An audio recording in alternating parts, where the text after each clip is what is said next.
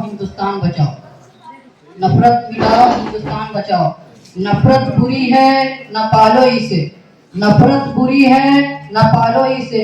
दिलों में खलीस है निकालो इसे, दिलों में खलीस है निकालो इसे। न तेरा न मेरा न इसका न उसका, न तेरा न मेरा न इसका न उसका। ये वतन है हमारा बचाओ इसे, ये वतन है हमारा बचाओ इसे। ना मैं आज हिंदू की बात करूंगा, ना मैं आज मुस्लिम की बात करूंगा, ना मैं आज सिख की बात करूंगा, ना ईसाई की बात करूंगा। ना मैं हिंदू की बात करूंगा, ना मुस्लिम की बात करूंगा, ना सिख की बात करूंगा, ना ईसाई की बात करूंगा। जो इन सब को जोड़ता है उस संविधान की बात करूंगा, उस भारत के संविधान की बात करूंगा। दोस्तों, हमारा भारत संविधान कब लागू हुआ?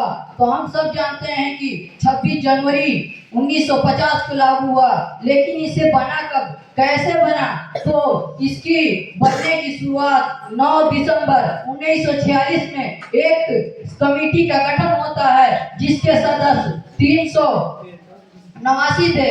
जब भारत बटा तो इसके सदस्य बच गए थे 299। संविधान बन के तैयार हो गया था कब?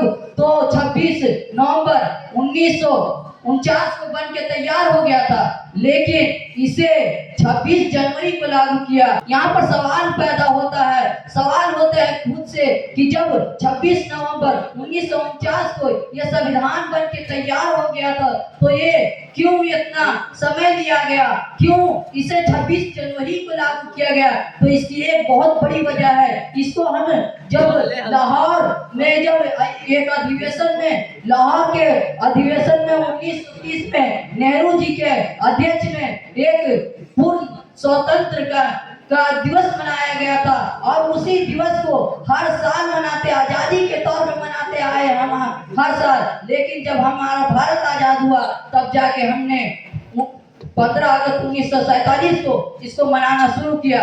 उसी को याद करने के लिए कि अपने आप को स्वतंत्र बनाने के लिए हमने क्या कड़ी मेहनत की, ये कानून क्यों बना है, ये संविधान क्यों बना है। जैसे कि आज हम देखते हैं कि स्कूलों का कानून अलग होता है, कॉलेजों का कानून अलग होता है, मदरसों का कानून अलग होता है, हर एक डिपार्टमेंट का कानून अलग होता है। लेकिन ये कानून बना क्यों, ये संविधान बना क्यों? तो पता चलेगा कि हर एक के लिए उसका कानून होना बहुत जरूरी है। अदब सिखाता है कि संविधान के अंदर हम हैं तो पहले हम मजहब की बात नहीं देखेंगे, हम ये नहीं देखेंगे जब हमारे भारत पर आँच आएगी तो हमें पहले नहीं देखेंगे कि हम एक मुस्लिम है, ये नहीं देखेंगे, हम एक सिख हैं, ये नहीं देखेंगे, एक हिंदू हैं, ये नहीं देखेंगे, एक ईसाई हैं, ये देखेंगे। हम एक भारतीय होके लड़ेंगे और भारत को, संविधान को जब भी जरूरत पड़ेगी हम खड़े होंगे।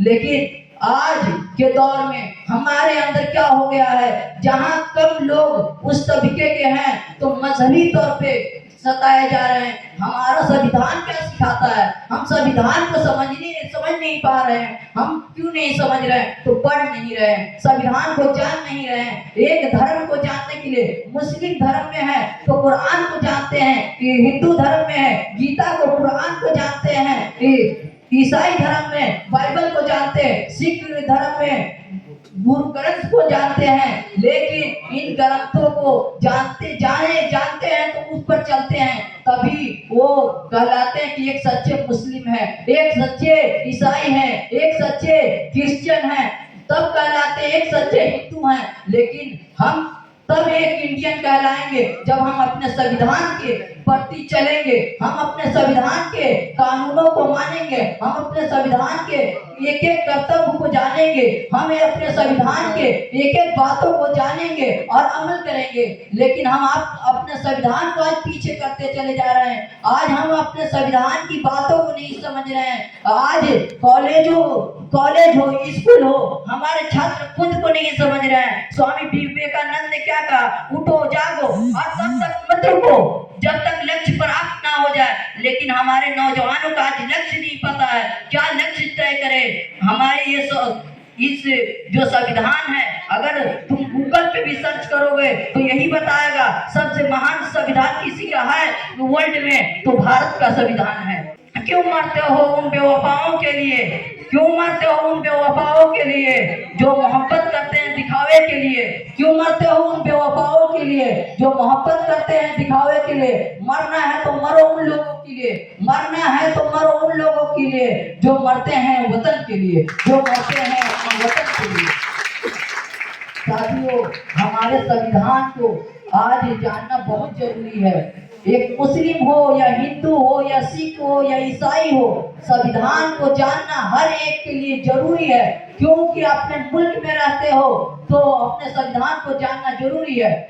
आप मुस्लिम की बात करिएगा, कुरान में भी यही कहा गया है कि इल्म सीखना फर्ज है। अगर गीता की बात करो तो गीता में भी यही कहा गया है सीखना सबसे बड़ा पाप है। बाइबल की अगर बात करो तो वो भी कहता है कि जब सही से जानकारी नहीं होगी, जब से सही से शिक्षा नहीं होगी तो कैसे वो अपने धर्म पे चलेंगे। गुरु जी की जो किताब है में भी यही बात है, हर धर्म में बताया गया है शिक्षा बहुत जरूरी है। क्यों? शिक्षा जब होगी तभी तो जानकारी, आपको सही से कानून को पालन कर पाएंगे। लेकिन हम आज पढ़ने से पीछे हो रहे हैं, फेसबुक व्हाट्सएप ये सब चलाने में बहुत माहिर हो चुके हैं हमारे नौजवान। और आपसे देश है, आपसे देश है, देश से आप नहीं है। आपको ये देश पढ़ाना है, कोई आप नहीं आएगा बढ़ाने के लिए। आप आज स्टूडेंट देखो, एक रबड़ और पेंसिल क्यों यूज होता है? एक रबड़ की जरूरत किसको पड़ती है? जो गलतियों को सुधारना चाहता है उसको रबड़ की जरूरत है। जो पेन लेके चलते हैं उनको रबड़ की जरूरत नहीं है। तो आप पेन की तरह बनो या पेंसिल की तरह, आप सोचो। ये टीचर, ये पेरेंट्स, अब अपने गुरु जो हैं वो बताते हैं आपको कि यहाँ गलती हो रही है, तो आप सुधार करते। कब सुधार करते हैं? जब आपको मालूम होगा। तो आप रबड़ और पेंसिल की तरह बने, पेन की तरह ना बने। और मैं यही बात कहूंगा कि नफरत बुरी है, न पालो इसे। नफरत बुरी है, न पालो इसे। दिलों में खलीस है, निकालो इसे। न तेरा न मेरा न इसका न उसका, ये वतन है हम सबका, बचा लो इसे। ये वतन है हम सबका, बचा लो।